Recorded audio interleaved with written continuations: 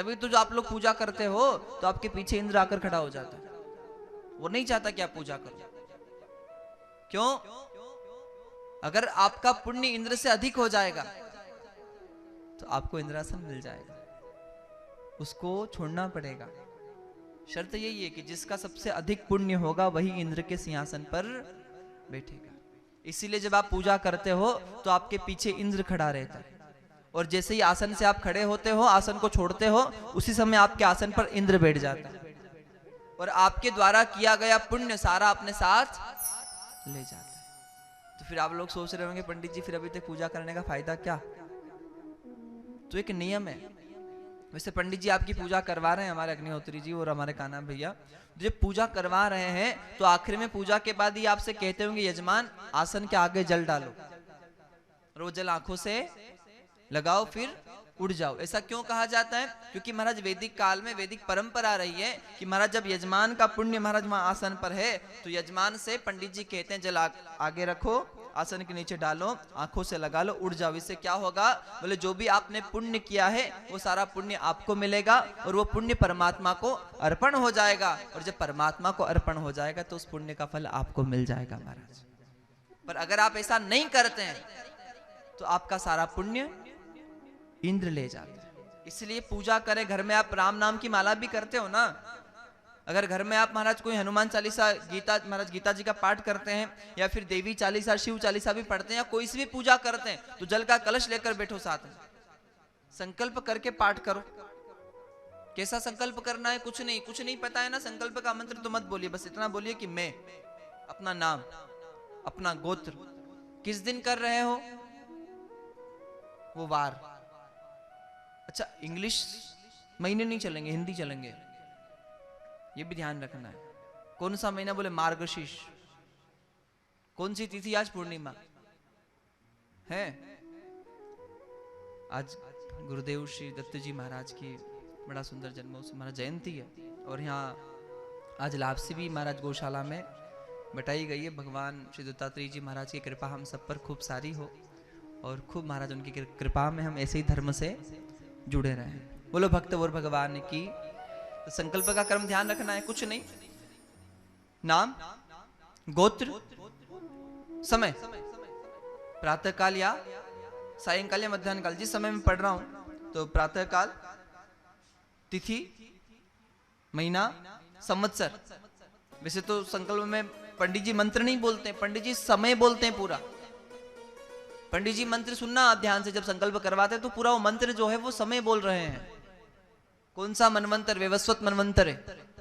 अष्टावीति तब में कलयुगे कली प्रथम चरण है, जम्बू द्वीप भरतखंडे भारतवर्ष है। ये जो कहा जाता है ये मंत्र नहीं, ये समय का स्थान के बारे में कहा जाता है।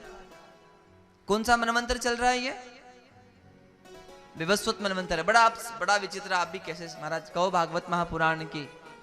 जैसे मान लो हमारे 24 घंटे पूरे होते हैं तो एक दिन पूरा होता है, और हमारे 365 दिन पूरे होते हैं तब जाकर देवताओं का एक दिन पूरा होता है, और हमारे 360 साल पूरे होते हैं तब जाकर देवताओं का एक साल।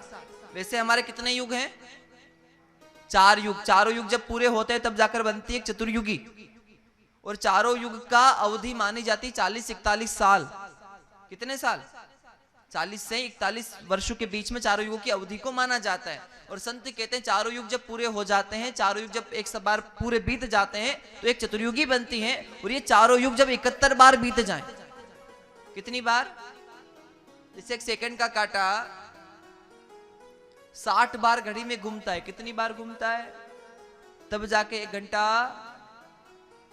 सेकंड का कांटा 60 बार महाराज घूमेगा, 60 मिनट होंगे तो क्या होगा? एक। वैसे ये चतुर्युगी जो है 71 बार जब पूरी होगी महाराज, 71 बार जब बीत जाएगी तब जाकर एक मनवंतर बनेगा। और एक मनवंतर, 2 मनवंतर, ऐसे 14 मनवंतर हैं। कितने मनवंतर हैं? 14। और ये कौन सा मनवंतर चल रहा है? सप्तम है, 7वां मनवंतर चल रहा है। थोड़ा ध्यान देना आप लोग। और ऐसे 14 मनवंतर जब पूरे हो जाएंगे तो संत कहते हैं कि ये एक कल्प बनता है, और वो एक कल्प ब्रह्मा जी का एक दिन है। कितना बड़ा दिन है ब्रह्मा जी का? नींद आ रही है? आ रही है? कहो राधे राधे। समझना, हमारा दिन अलग है, ब्रह्मा जी का दिन अलग है। जैसे मान लो चारों युग तो समझ में आ रहे हैं आप लोगों को। ये चारों युग जब 71 बार बीत जाएंगे तब जाकर एक मनवंतर बनेगा, और एक मनवंतर 2 मनवंतर से 14 मनवंतर बीत जाएंगे तब जाके एक कल्प बनेगा। और जब आप संकल्प करते हैं, इतना ध्यान नहीं देना है, अगर नहीं पढ़ सकते हो नहीं समझ सकते हो तो कोई बात नहीं, पर थोड़ा इतना समझना है कौन सा मनवंतर, बोले 7वां विवस्वत मनवंतर है, 7वां है, 7वां मनवंतर चल रहा है। और अष्टावितितम में कौन सा, इस अब 7वां मनवंतर चल रहा है। एक मनवंतर में तो 71 महाराज चतुर्युगी होते हैं, कितने 71 होते तो युग। ये कौन सी चतुर्युगी चल रही है महाराज, कौन सा युग चल रहा है। तो अष्टावितितम में 28वां, ये भी संकल्प में बोलते हैं, 7वां मनवंतर 28वां चतुर्युग। और चतुर्युग में कौन सा युग, कलयुग। कलयुग में कौन सा चरण, प्रथम। कलयुग के कली प्रथम चरण है, जम्बू द्वीप है, भरतखंड, ये स्थान का महत्व हो जाता है। तो आपको कुछ नहीं बोलना है, इतना महाराज इतना जरूर करें, हिंदी महीना बोल लें और तिथि बोल लें और संवत्सर बोल लें, साथ ही स्थान बोल लें कि मैं जलगांव में बैठकर संकल्प कर रहा हूं, और किनके सानिध्य में अगर मंदिर में बैठकर जप रहे हैं तो वो अच्छा, और जलगांव में जिस मोहल्ले में जहां आपका घर है अगर वहां आप जप रहे हैं या पूजा कर रहे हैं तो वो बोल लीजिए, और हाथ में जल लेकर वो संकल्प कीजिए, और संकल्प करने के बाद नाम गोत्र बोलने के बाद उस जल को छोड़ दिए। जो भी क्रम कर रहे हैं उसको भी बोल लीजिए कि मैं पूजा कर रहा हूं या दान कर रहा हूं या कुछ भी कर रहा हूं, उसको बोल लीजिए, उसको फिर छोड़ दीजिए जल को। उसके बाद जो आपको क्रम करना है वो करिए। आखिरी में उसका पुण्य महाराज पुनः जल लेना है, और जल लेकर महाराज अपना नाम गोत्र बोलना है, और तत्पश्चात महाराज ये पुण्य भगवान को अर्पण करना है, और उसके बाद फिर जल आसन के नीचे डालना है और आंखों से लगाकर। और ये सब नहीं कर सको तो पंडित जी को बुलाओ, बढ़िया उनसे बुलवाओ मंत्र, और अपने बैठ के पूजा करो। भक्त और भगवान की